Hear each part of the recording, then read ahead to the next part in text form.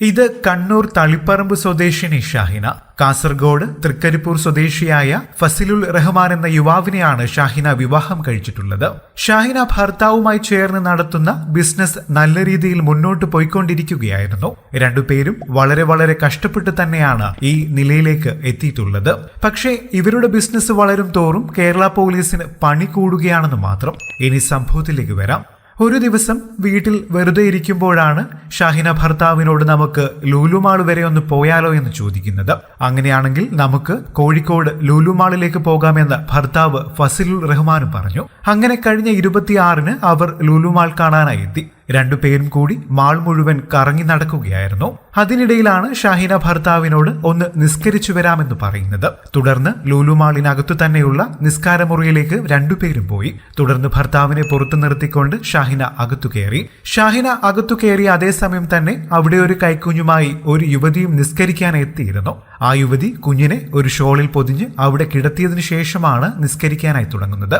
ആ സമയം ഷാഹിനയും തൊട്ടപ്പുറത്ത് തന്നെ നിസ്കരിക്കാനുണ്ടായിരുന്നു. നിസ്കാരം കഴിഞ്ഞ ഉടനെ കുഞ്ഞു കരയുന്നത് കേട്ട് അടുത്തേക്ക് വന്നു നോക്കിയ യുവതി അക്ഷരാർത്ഥത്തിൽ ഞെട്ടിപ്പോയെന്ന് പറയാം. കുഞ്ഞിന്റെ കഴുത്തിലുണ്ടായിരുന്ന 1.5 പവൻ വരുന്ന മാല കാണാനില്ല.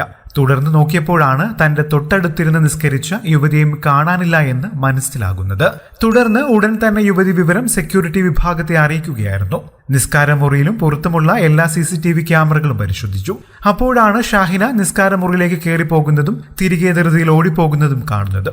കൂടുതൽ CCTV ദൃശ്യങ്ങൾ പരിശോധിച്ചപ്പോൾ ഷാഹിനയും ഭർത്താവും നിസ്കാരമുറിയുടെ അടുത്തു കൂടി കറങ്ങി നടക്കുന്ന കൂടുതൽ ദൃശ്യങ്ങൾ ലഭിച്ചു. തുടർന്ന് ഈ ദൃശ്യങ്ങൾ സഹിതം യുവതി കസബ പോലീസ് സ്റ്റേഷനിൽ പരാതി നൽകുകയായിരുന്നു. പ്രതികളുടെ ദൃശ്യങ്ങൾ കിട്ടിയ കസബ പോലീസ് ലഭിച്ച ദൃശ്യങ്ങൾ ഉപയോഗിച്ച് പോലീസിന്റെ ക്രൈം ഡാറ്റാബേസ് പരിശോധിച്ചതിൽ പ്രതികളുമായി സാമ്യമുള്ള ഫോട്ടോകൾ ക്രിമിനൽ ഗ്യാലറിയിൽ നിന്നും ലഭിക്കുകയായിരുന്നു. ഇത് പരിശോധിച്ചപ്പോഴാണ് 2018-ൽ ഹൈലൈറ്റ് മാളിലെ നിസ്കാരമുറിയിൽ നിന്നും ഒരു കുഞ്ഞിന്റെ കഴുത്തിലെ മാല മോഷ്ടിച്ച കേസിലെ പ്രതികളാണ് ഇവർ എന്നതടക്കമുള്ള വിവരങ്ങൾ ലഭിക്കുന്നത്. തുടർന്ന് CCTVകൾ കേന്ദ്രീകരിച്ച് അന്വേഷണം നടത്തിയപ്പോൾ മോഷണശേഷം പ്രതികൾ 2 വഴിക്കായി തിരിഞ്ഞ് റെയിൽവേ സ്റ്റേഷൻ പരിസരത്ത് വെച്ച് ഒരുമിച്ച് കൂടി ട്രെയിനിൽ കടന്നു കളഞ്ഞതായും രാത്രിയോടെ കാസർഗോഡ് പടന്ന എന്ന സ്ഥലത്തെത്തിയതായും വിവരം ലഭിച്ചത്. തുടർന്ന് പോലീസ് പടനയിൽ ഇവർ താമസിച്ചിരുന്ന വാടക വീട് കണ്ടുപിടിച്ച് പ്രതികളെ പിടികൂടി അറസ്റ്റ് രേഖപ്പെടുത്തുകയായിരുന്നു. മോഷണം മുതലായ സ്വർണ്ണമാല കണ്ടെത്തുകയും ചെയ്തിട്ടുണ്ട്.